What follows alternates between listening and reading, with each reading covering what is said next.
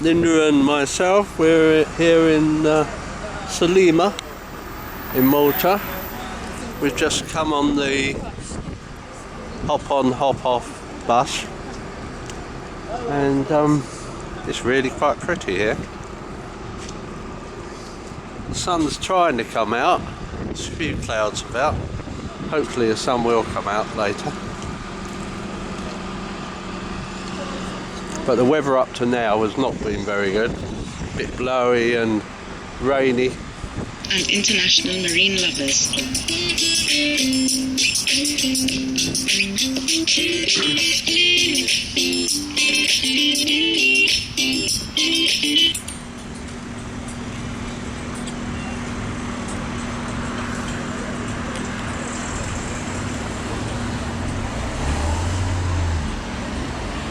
The clock in the far distance has two clocks, the church. One is the right time, one is the wrong time, because of superstitions.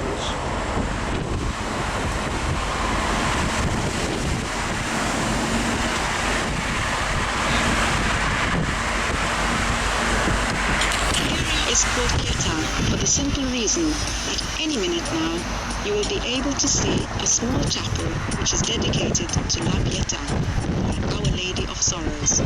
Keep looking towards the right. This late 16th century chapel is straight ahead of you under the trees. Meanwhile, on the left, you can see an extensive pine grove planted on the 25th anniversary of the coronation of King George V, 1935. On the right, we have a military cemetery. Its layout and charming chapel were designed by architect Emanuele Galizzi in the mid-19th century. Just a quick word here, cremation in Malta is prohibited. Look straight ahead and in front of you, you will see a gate with two arches, known as Porta Mare. No, non sta parlando.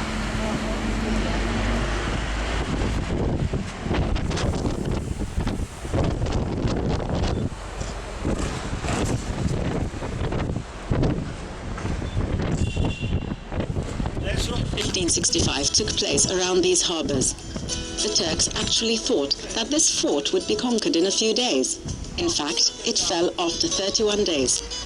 While the knights' stronghold at the castle of St. Angelo was on the other side of the harbour, there was a garrison stationed in St. Elmo.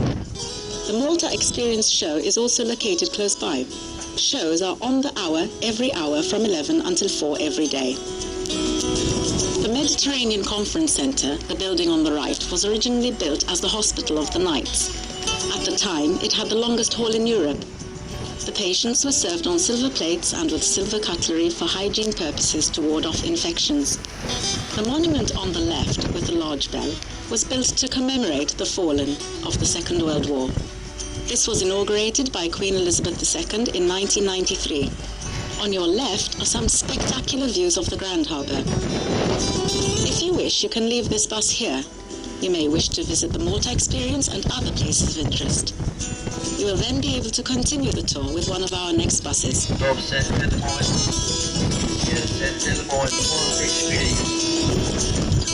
Master Antoine de Paul decreed that a town should be built in this area. This was an attempt to solve the problem of overcrowding of the Grand Harbour area.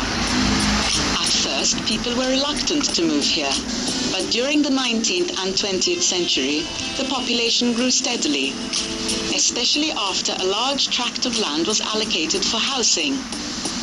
In Maltese, this area is known as Rahal Jdid, which means the new village.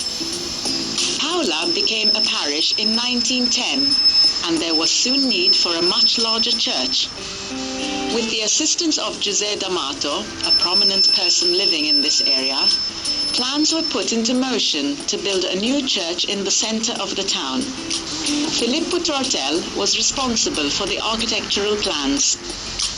The objective was to build a church which was different in style to the various churches across the island, but similar to the one in Marsa. The first foundation stone of the new parish church, which is dedicated to Christ the King, was laid on 23rd February 1924. One interesting fact regarding the construction of this church is that concrete, which was relatively new at the time, was used for the pillars and in areas where extra strength was required.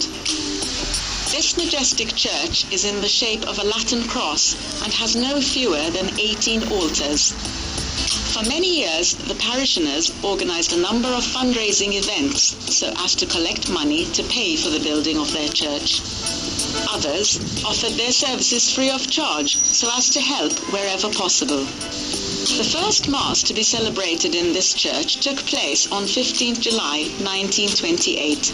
Although it was still unfinished of the same year, the Holy Sacrament was transferred from the old parish church of St. Ubaldesca and it began functioning as a parish church.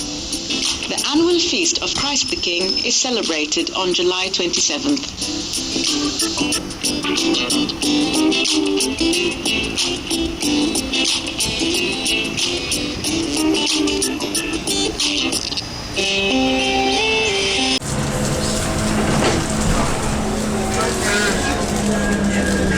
We're in the vicinity of the Blue Grotto at the moment. We're coming up to it.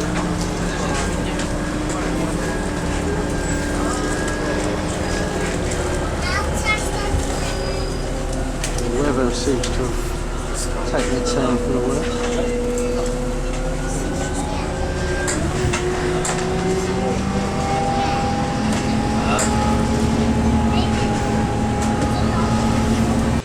And afterwards we've got an Elvis tribute.